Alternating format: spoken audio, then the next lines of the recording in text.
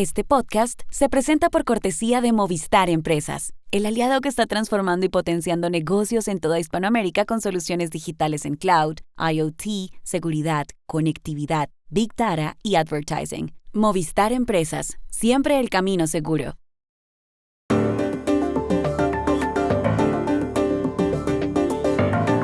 Faltan horas para que Donald Trump sea juramentado nuevamente el lunes como presidente de Estados Unidos. ¿Qué tiene previsto el fin de semana? Mañana se cumplen 10 años de la muerte en Argentina del fiscal Alberto Nisman, que acababa de denunciar a Cristina Kirchner. Aquí la historia. América Latina es la despensa del mundo y una despensa seria, concluye el Georgetown Americas Institute. Les tenemos los detalles. Hola, bienvenidos a Y esto no es todo, el podcast del Georgetown Americas Institute de la Universidad de Georgetown en Washington, D.C. Soy Juan Carlos Iragorri, desde Málaga, en Andalucía. Soy Paz Rodríguez Niel, desde Buenos Aires. Soy Jorge Espinosa y estoy en Bogotá. Es viernes 17 de enero y esto es todo lo que usted debería saber hoy.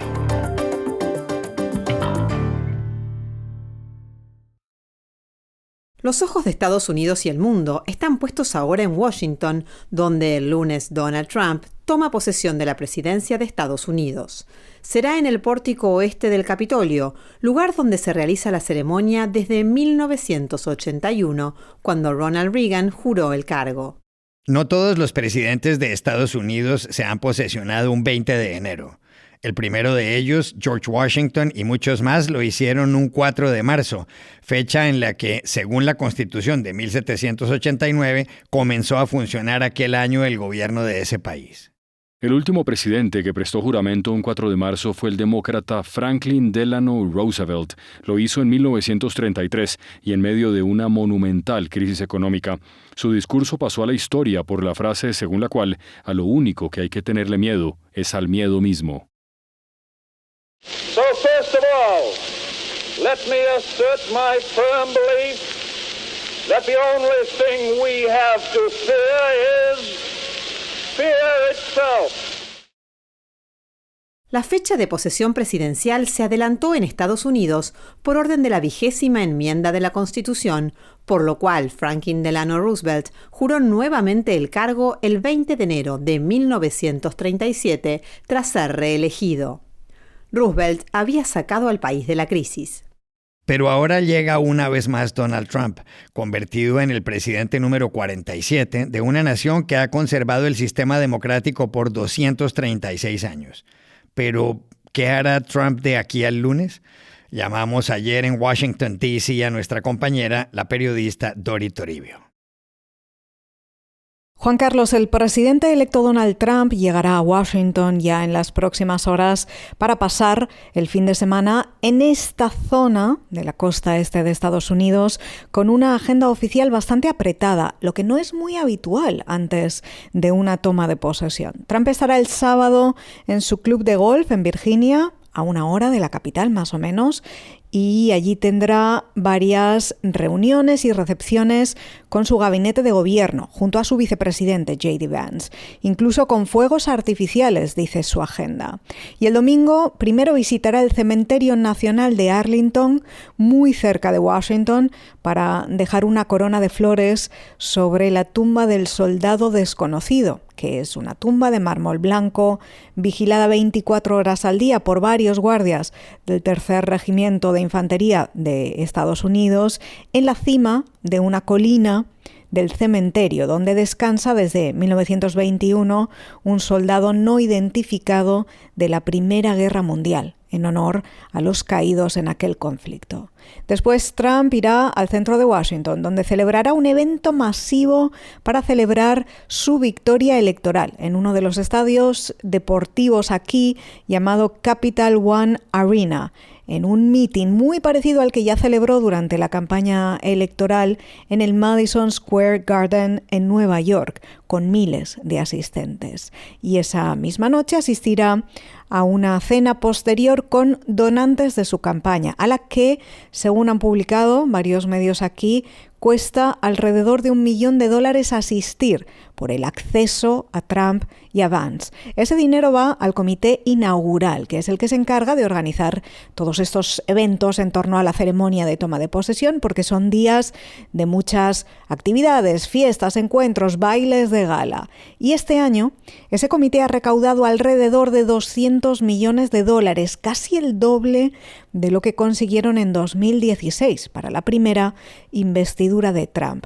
Esto marca la demanda que tienen estos eventos y cuánta gente está buscando asistir, además de las donaciones. Por ejemplo, los directivos de los gigantes tecnológicos han donado $1 millón respectivamente a este comité. Estoy hablando, por ejemplo, del fundador de Meta, Mark Zuckerberg, o del fundador de Amazon y dueño del periódico The Washington Post, Jeff Bezos. Ambos, por cierto, invitados a la ceremonia de toma de posesión de Trump junto al fundador de Tesla y dueño de la red social X, Elon Musk, muy cercano al presidente electo y con mucha influencia y poder en el nuevo gobierno. Esto significa que los 3 hombres más ricos del mundo, según Forbes, estarán en la ceremonia de Washington el 20 de enero, lo que no tiene precedentes. Como tampoco tiene precedentes que múltiples líderes internacionales hayan sido invitados para asistir a la toma de posesión de Trump también, como el presidente de Argentina, Javier Milei, o el presidente de El Salvador, Nayib Bukele, y la primera ministra italiana, Giorgia Meloni, entre otros muchos nombres cuya lista oficial de asistencia aún no tenemos, pero será una de las cosas importantes a las que estaremos atentos el próximo lunes.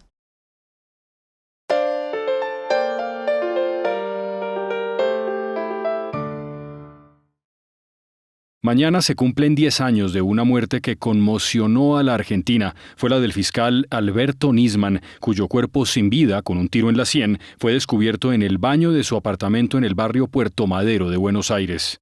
Nisman tenía 51 años y acababa de denunciar penalmente a la presidenta de entonces, Cristina Fernández de Kirchner, y a su canciller Héctor Timerman, entre otros.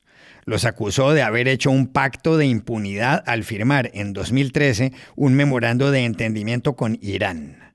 Este asunto tiene que ver con el mayor atentado terrorista de la historia de Argentina y es complicado de explicar, pero vamos a intentarlo.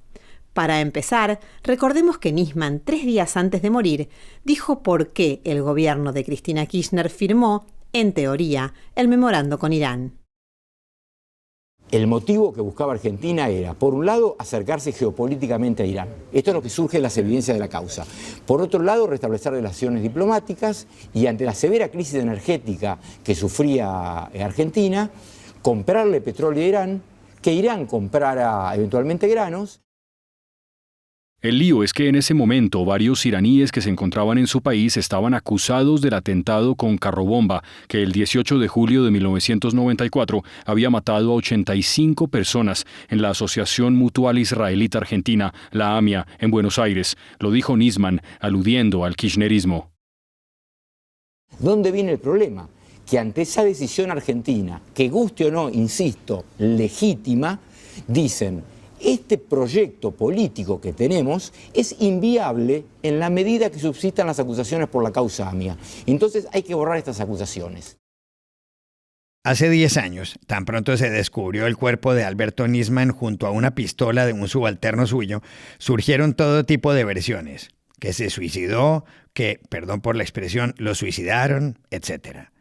Paz, ¿qué ha concluido finalmente la justicia argentina? Mira, Juan Carlos, la justicia argentina no llegó a ninguna conclusión definitiva sobre la muerte de Nisman. El fiscal que interviene hoy en el caso, el juez y la Cámara Federal sostienen que no hay dudas de que Nisman fue asesinado, pero no tienen una hipótesis de quién habría sido el asesino ni con qué móvil habría actuado. Hace 7 años que la causa está trabada, sin avances en este aspecto. Están procesados Lagomarsino, que como contaban trabajaba para Nisman y es el dueño del arma, y un grupo de custodios de Nisman acusados de haberlo dejado desprotegido. Lagomarsino declaró que le dio el arma porque Nisman se la pidió prestada, pero el juez de la causa, Julián Ercolini, consideró que llevar el arma al departamento de Nisman fue parte del plan criminal. Quienes sostienen que Nisman se suicidó dicen que nunca se va a encontrar al asesino, obviamente porque no existe. Para el fiscal del caso, Eduardo Tayano, en cambio, las dificultades de la investigación se relacionan con que no se recogieron debidamente las pruebas en la escena del crimen. La causa judicial a esta altura se centra en investigar a quienes habrían contaminado la escena de la muerte y a quienes habrían conspirado contra la investigación, lista que incluye para la Fiscalía a exfuncionarios del gobierno de Cristina Fernández de Kirchner. Algo que parece claro desde hace tiempo en la causa es que la muerte de Nisman, sea homicidio o suicidio, está vinculada con la actividad de los servicios de inteligencia. Nisman fue un hombre cercano a Antonio Estiuso, que fue un espía muy poderoso, porque juntos trabajaron en la investigación del atentado a la AMIA. Un dato inquietante de la causa es que cuando Nisman ya estaba muerto, pero nadie conocía la noticia y no se había encontrado todavía el cuerpo, hubo durante horas comunicaciones frenéticas entre funcionarios y espías. Los investigadores están convencidos de que estas llamadas se vinculan con la muerte.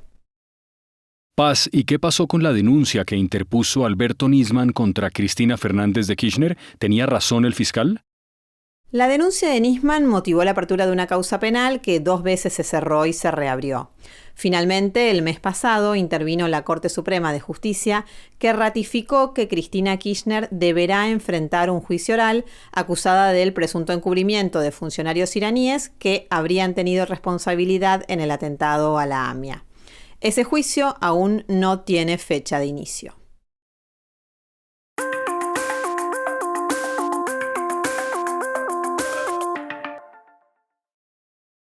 Este podcast se presenta con el patrocinio de Tecnoglass, el poder de la calidad. Tecnoglass es la compañía líder en la manufactura y comercialización de vidrios, ventanas y fachadas para el mercado de la construcción en Estados Unidos y el mundo. Para mayor información, visite nuestra página web www.tecnoglass.com. Hace 2 meses, el Georgetown Americas Institute puso en marcha una iniciativa interesante. Se llama Global and LAC Data Hub, que como su nombre lo indica es un centro de datos sobre la región. Están relacionados con geopolítica, comercio, finanzas públicas, desarrollo sostenible. Los curadores son el director del instituto, Alejandro Werner, Antoni Esteva de Ordal, fellow del Georgetown Americas Institute, Sebastián Galeano, profesor emérito de Economía de la Universidad de Maryland, y Luciano Cohen, cofundador de AlphaCast. Un dato que acaba de revelar el Global and LAC Data Hub es que América Latina es en cierto modo la despensa del mundo y una despensa confiable. ¿Por qué? Llamamos ayer mismo a Washington a Alejandro Werner, director del Georgetown Americas Institute. América Latina es un gran productor de alimentos y el mundo depende en gran medida de la producción de carne, de granos y de otros alimentos que realiza América Latina. Por ejemplo, si vemos la soja, América Latina produce más del 50% del total de producción mundial de soja en el mundo. En términos de trigo, este porcentaje es del 15%. En términos de carne vacuna, América Latina produce más del 25% de la carne vacuna que cada año se produce en el mundo. Y cuando vemos pollo y otras proteínas, vemos números similares. Asimismo, en un mundo que cada vez se ha vuelto más polarizado y con una geopolítica más dividida, la oferta de estos productos de América Latina siempre ha sido altamente confiable, porque no son usados como una herramienta geopolítica para castigar o premiar a contrincantes políticos o aliados geopolíticos. En ese sentido, cada vez más en este mundo altamente polarizado, América Latina tiene en su gran producción de alimentos una dimensión muy importante de influencia geopolítica y también de desarrollo económico.